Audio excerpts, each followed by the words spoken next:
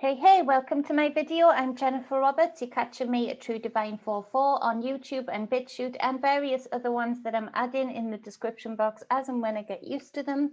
You can also get me at The True Divine on Instagram and Twitter. Any help, any likes, any subscribes, follows or tweets, in particular the comments are greatly appreciated. Much love to everybody that does that thus far.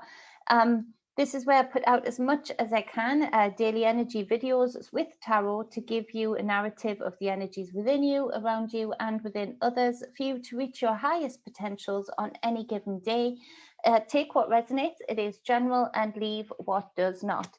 So I'm on a roll. I'm getting a few done ahead of time. I've got to try and change up my routine to meet the needs of everything right now. So that's what I'm doing.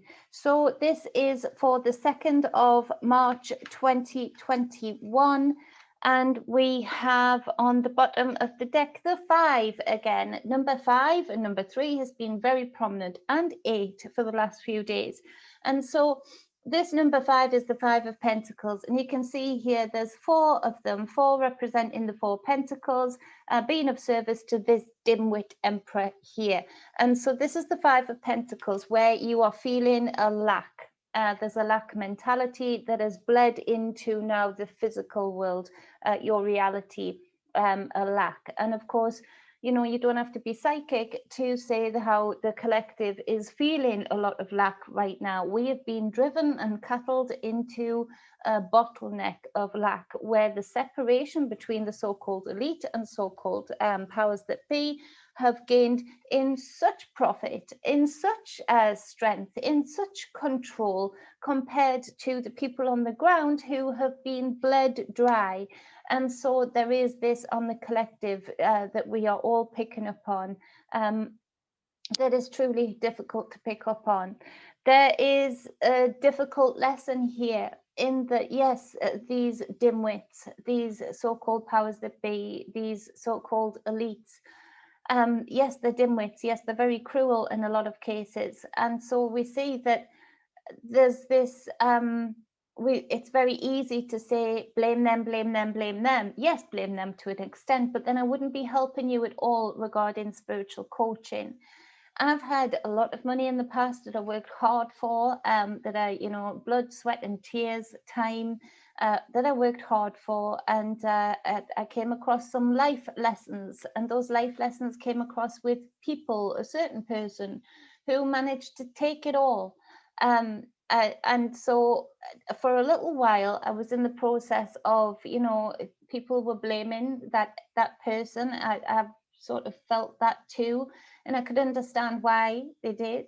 But at the same time, I also realized that the reason I'd been trapped for many years was because I kept trying to rectify this within that person, within that energy. And I had to come to the wisdom to know that I cannot manipulate, control, or work with that energy. I can't do anything to control that or change that. That's not my energy. And so to do so would enter into some kind of low frequency magic, which I'm not into. I had to come to the realization and the power in knowing of, well, how did this get attracted into me, and how did I allow it to continue? How did I not allow the alarm bells that I could very vividly remember going off at various different times throughout the years? How could I not allow myself to hear those alarm bells that came through so clearly? What is it within me? What kind of wounds, what kind of conditioning is within me? And this is where the strength came in. This is where the wisdom came in of that lesson, in that there are certain things, and in the collective we have to be learning this lesson, that we in huge numbers have just done as we're told, even though the science doesn't back it, even though it does not make any sense to put yourself into the risk of starvation over the risk of the statistics that we all know.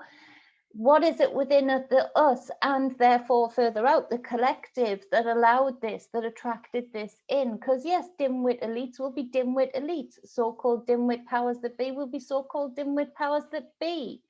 but we harness that and allow that to a certain extent. And why? What kind of wounds, what kind of conditioning? This is where we dig deep into this Five of Pentacles today, that we search back to see what kind of spell work, what kind of conditioning, what kind of MK Ultraing has been going on that has affected me personally, and therefore what can I do to speak out about it into the collective stage? What can I do to help be a part of the change in all of this?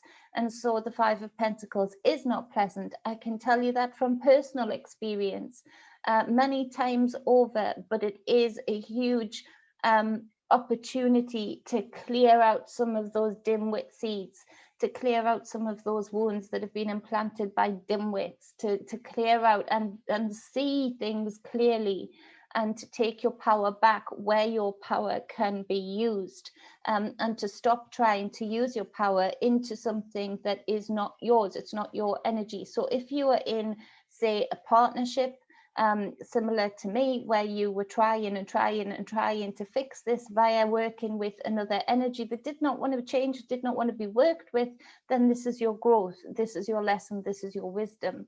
You start working with you, you start looking at you as to why you attract this in, why you still think this is viable, why you still think this is okay. Those kinds of questions, dig in and start clearing your system of those gaping holes that we try and fill, and when we can't fill them, we allow others to come in and fill them, and it's, you know, then it becomes a landmine inside, and which spills out into your physical reality. So that's an example as to where you go with the Five of Pentacles, what you do with this feeling of lack, what you do with this feeling of non-abundance. On the bottom of the other deck is the Ten of Pentacles. So this speaks of exactly what I was speaking from. You go from lack to absolute abundance, and the abundance is still there for us to have, but it will take us to stop serving these dimwits. It will take us to take more seriously the action that needs to be taken to eliminate these dimwits from our equation, to release this abundance. And a lot of that is happening within, and then it leaks out, just like before, to the reality that we're living in, the physical. And so this is a super important transition, and this is the two bottom of the deck. So this is the underpinning of the whole reading, the energy that runs underneath and through the whole reading. So where can you do this? Where can you find your abundant mentality? For a lot of you, that will mean changes that you may be reluctant to make, but know that you have to, and that's the wisdom in knowing that you have to. And that's where the abundance will lie. It does reflect also the obvious of the land grab that's going on right now. The people are in lack, and there are certain beings, gates of hell, that are land grabbing, that are taking abundance and actually even planning for their future abundance via the neediness and lack of the people, half of which they want to eliminate anyway. So there's that. So if there's any time to, you know, think, stuff it, may as well take action now or never kind of energy, it is today and all days, to be honest. We've got the Eight of Pentacles as the next card on the layout of the deck. And this is, you see all of these divine feminine energies working together to create a community, to create everything that the community needs. They're doing tapestry, they're doing baking, they're milling the grain, they're rolling them out, they're cooking. There's this community spirit, there is this every need will be met, and finding a way for every need to be met. And that is obvious when you that's obviously when you climb out of this lack mentality into functional and abundant mentality. But we have the Five of Cups to clarify that. For a lot of us, it's going to look very different as to how we create what is needed, what we see as abundant. For a lot of us, there's going to be a lot of mourning in the collective and individually regarding the things that we've lost over this period of time, regarding things that we are emotionally connected to in the physical reality, the people, the places, the homes, the things that represented the abundance, that made us feel connected, that made us feel normal, that made us feel like we exist. This is where you see this cloaked figure surrounded by, you know, just an expanse of space. So he's like in a void. He's in a void of his own. He's in this, you know, cavern of emptiness, focusing with this black cloak hunched over shoulders, focusing directly on these 3 spilt cups, mourning what has gone, mourning what is lost. A lot of it is also representative of what has been lost during this period of time. When this truth comes out, there will be people in devastation, and some of that truth is starting to sink in today for a lot of people in the collective. And they're focusing again still on the wrong thing, on what that has been lost. And yes, we have to give time to grieve, we have to give time to process, but it's a lie that we have to stay focused on grieving. So you see here, if he turns around, whips off this cloak and stands up straight and turns around, he's got 2 cups here behind him in the upright, representative of his path forward. 2 cups with everything in that he needs, his divine feminine, his divine masculine aspect, the opportunity to find another of the same frequency that's maybe been through and worked through the similar types of lessons and energies and grown from it. So there's this energy of, you know, don't stay too long in what's mourned, but it feels like we've gone on for this long, being complacent, compliant, that we are being, you know, we are going to have to face the fallout of that, and the truths coming out of what we have allowed to happen. Is that it will create a huge mourning and devastation, a loss of a lot of the physical aspects of our reality, the people, the places, the things. All of those things are going to, you know, come hitting home, I feel, today.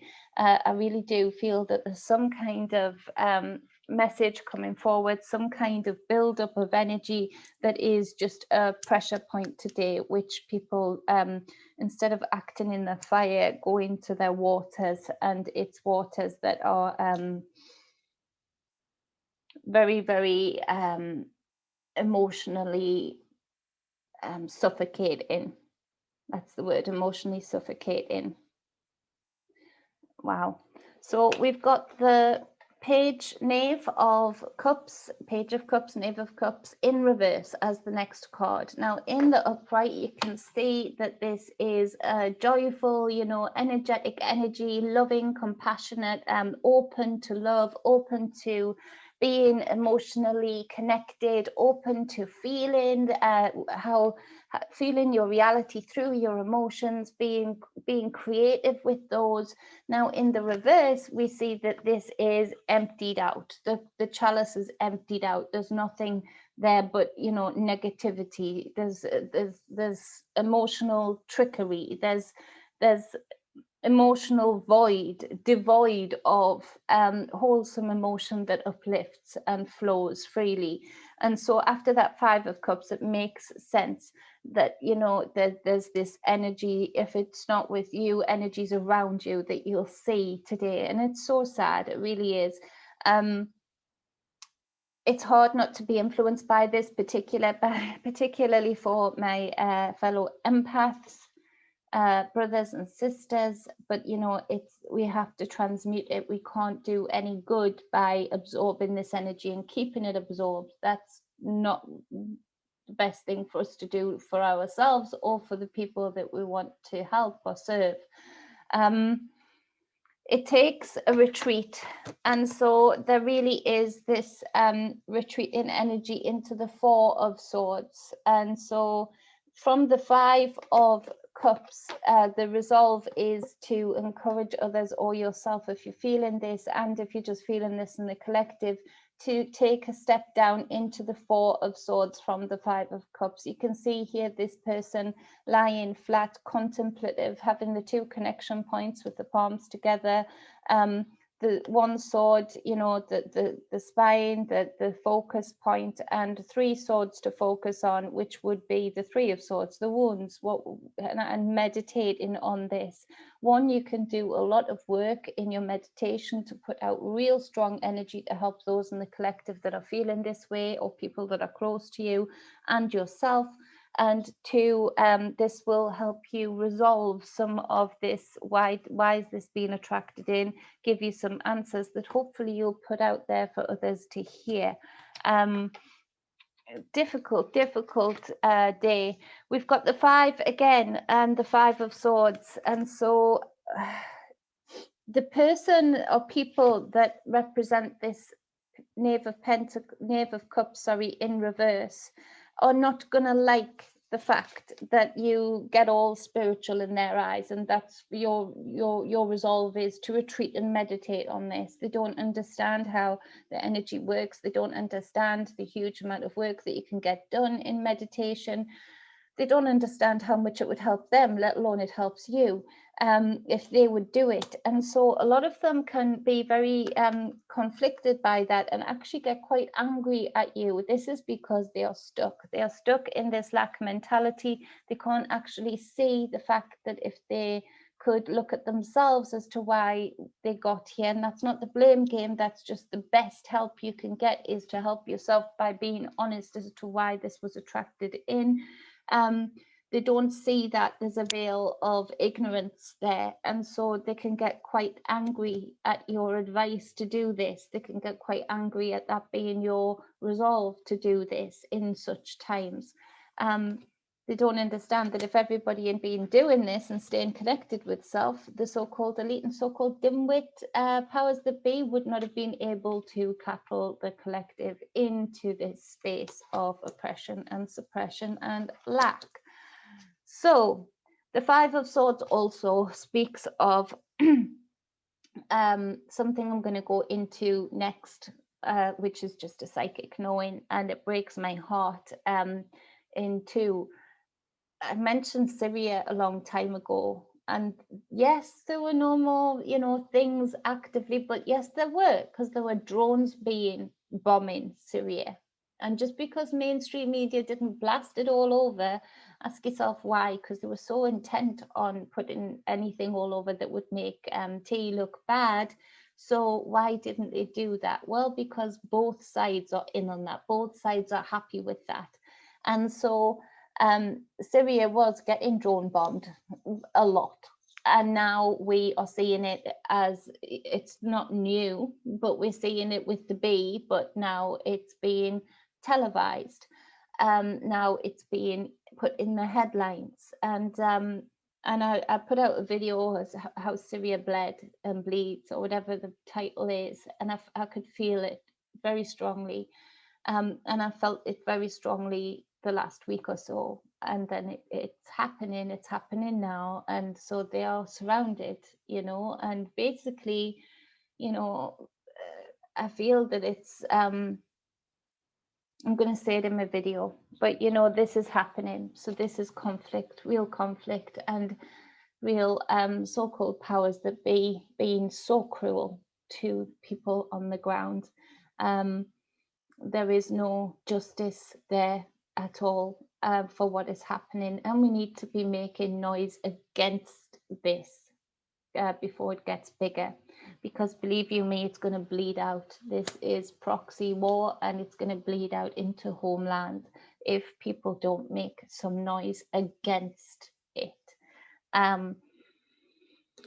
Back to the hippie days of protest, those number type, and I know protest doesn't do much good, but just to let the people know that this is what's happening. I don't know, we need to take action somehow, some way. So the clarifying card for this is the High Priestess again, number 2, major arcana. There are hidden reasons for this conflict. There are hidden reasons that I'm going to go into in the next video as a writing on the wall video, but there are hidden reasons into this conflict, and it is for a much bigger reason than they would ever allow us to know or believe. And so it's very dark what is happening here, and actually, as far as the physical, it's bad, but as the spiritual, and what I'm going to go into, it's real dark, and actually could attract some very, very harsh pushback from the hidden, from the beneath. don't enter into those worlds, you know, without an invite. And so I feel this would be a big part of the ending of this cycle in a way that we do not want to do it. This is the wanting of the hidden so-called powers that be, the hidden puppeteers that we don't even see, that are puppeting the narrative through these various puppets on stage. And so it's very, very you know, put energy out there for Syria, for the people on the ground there. They're already on their knees, and even more so now. And there are a lot of different nationalities there in the camps, including some British women. I'm not quite sure how many, but that was reported on, and it's not that that makes any difference, but just if it does make any difference to people that are listening, I want to put it out there that, you know, they're not just these people that you've never met, they're not just these Syrians that you've never met, you know, they do exist, they're real people. And if you can sort of narrate them to people from your homeland, then maybe, just maybe, you might make some noise. I'm not saying that to most people that listen to this, because I know your hearts, and I know that every heart matters to you. And so, yeah, that's nice. So that's the reading for the 2nd of March. I hope it helps. I hope you appreciate it, and I hope it helps you navigate your day, helps you release you from these binds that have held you back and taken away, and that I put the intent out there that miraculously, through your own powers, combined with mind powers, that we all find a way to navigate our way to abundance, to physical well-being, sustainability, health, and wealth, for us to be able to lift the consciousness of this collective.